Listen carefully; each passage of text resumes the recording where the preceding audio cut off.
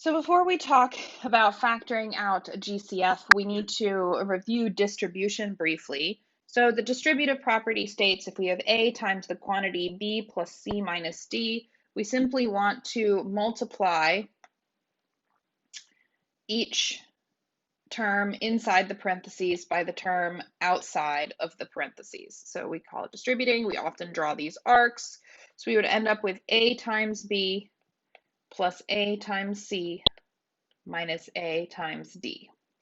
Okay, so I'm just going to do about two of these examples on here.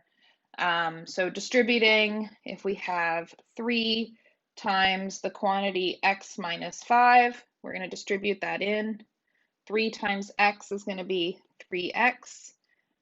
All right, 3 times a negative 5 is a negative 15, so we'd write minus 15. So it's easiest to think about that middle sign as if the number is positive or negative. All right, next one. So we're going to distribute again. Negative 2a times 4a. We can do the pieces separately, do the coefficients, then the variables. So negative 2 times 4 is negative 8. A times a is an a squared. All right, and then distributing, again, negative 2 times negative 7 is a positive 14. And then we have a times almost a 1 in the variable spot. So we would just have an a there. Okay, so we can do the last one real quick here, distributing in. 5a squared times a squared, we're going to get 5, and then a squared times a squared is a to the 4th. 5 times 2 is 10, and then a squared times a is a to the 3rd. 5 times negative 5 gives us a negative 25, so we're going to write minus 25. Then a squared, distributing over to that third term as well, doesn't have a variable to multiply by, so we keep our a squared. Okay. So now when we're looking at factoring out a greatest common factor, what we're looking at doing is reversing distribution. So we're changing a polynomial expression into a multiplication problem.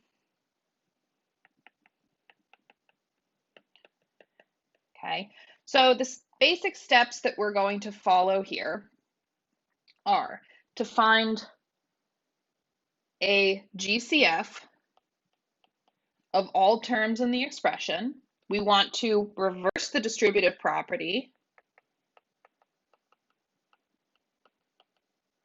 And the way that we're going to do this is using division. All right. And then we want to make sure that we factored out the greatest common factor of each term to find what's left over after we factor that out. So what's going to be in the parentheses. So this first one, I'm just going to write it right up top what the GCF is. So we're looking for the GCF of 2x and 8. So we want to look for a number part and a variable part in this case, and we might have both. So the GCF of 2 and 8 would be 2, and then we're not going to have a greatest common factor of the variable part because those two terms don't have a variable in common. So once we find the GCF, we simply want to divide it out of the two terms. We're going to divide both terms by that GCF. Now, we said we're going to turn this into a distribution problem. So that GCF becomes what we would be distributing back in. And then inside the parentheses is what's left over after we had divided it out. So 2x divided by 2, the 2's cancel to 1, and we're left with x, plus 8 divided by 2 is 4. Now, we can check our work. And the way we do that is if we take this factored expression, so this expression is now factored, if we then distribute, so we would get 2x plus 8, we want to make sure that we get what we started with. And that's how we can check our answer. So we're just going to do a couple of examples of these, and we'll start mixing it up and seeing some different things that happen. Okay. So we'll do all of the odd examples here. So number 3, we want to find our GCF. This time we're finding a GCF of 1, 2, 3 terms. Okay. So looking at the numbers 6, 3, and we don't really have to worry about the sign there, 15. They're all divisible by 3.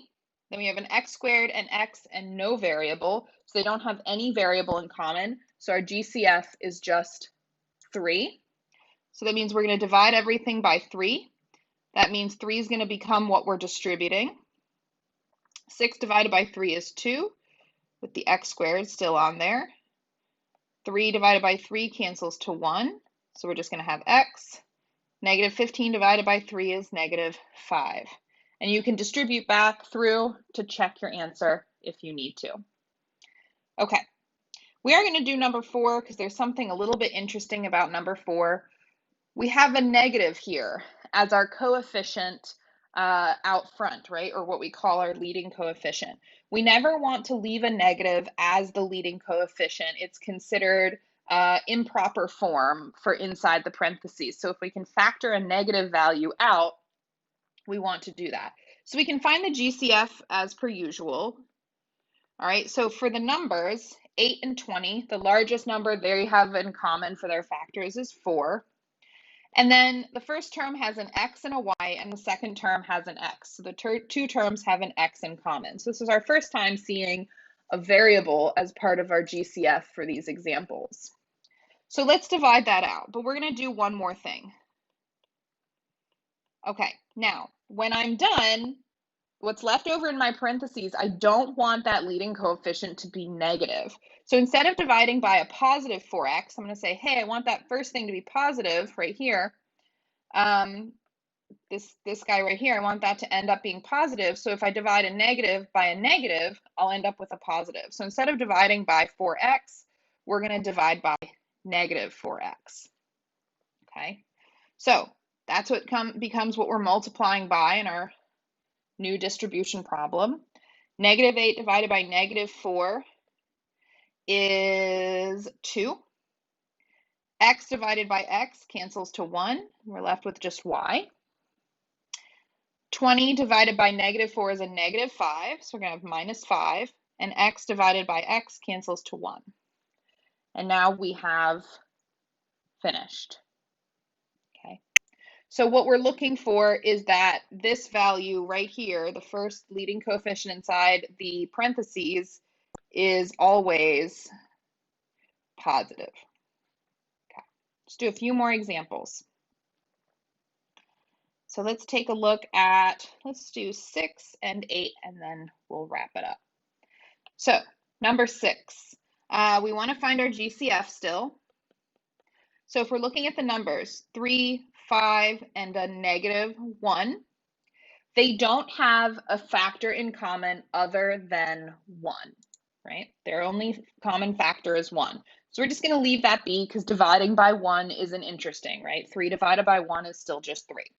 But we can look at the variables. So we have an x cubed, an x squared, and an x. So we would have an x in common. So our GCF here is going to be just a variable, just x. So we'll divide everything by x. X will go outside of our parentheses, right? Because if we're dividing it out in our new problem, we need to be multiplying it, inverse operations there. So we're still going to have a 3. X cubed divided by x is just x squared. So if you're having trouble thinking of that, you can write 3 x's on top of a numerator and an x on the bottom. You can see how they're canceled. You can see that we're left with just 2 x's there. So that's a long way to go ahead and divide your variables. Okay, then we're left with 5. X squared divided by x is just x. Now, be careful with this last step because even though they cancel, they don't cancel and disappear. When we're dividing and we have something divided by itself, we get 1. So negative x divided by x is going to be a negative 1. All right, and we're done. So this would be a good one to check because we have that negative 1 at the end. So we want to see how that plays in. So we're going to check this. And to do that, we're going to distribute. So x times 3x squared is 3x cubed. X times 5x is 5x squared. Now, if we had nothing in that third term spot there, we wouldn't be able to get back to what we started with. That's why we need that negative 1 there, because x times negative 1 is going to be a minus, our minus x there. So that's what gets us back at the beginning. Okay, last one. We're going to find our GCF. Okay, 3 and 9. The greatest common factor is 3. X squared and x, they have an x in common. Y cubed, y squared, they have a y squared in common. So they can have a y squared in common there. So it doesn't have to be an exponent of 1. So we're going to go ahead and divide through. We'll zoom in here a little bit because we're running out of space.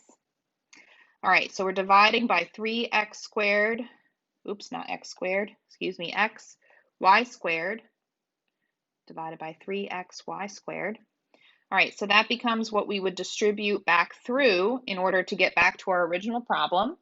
And then after we divide out, we're going to be left in the parentheses with 3 divided by 3 cancels to 1. X squared divided by x is just x. Y cubed divided by y squared is just y.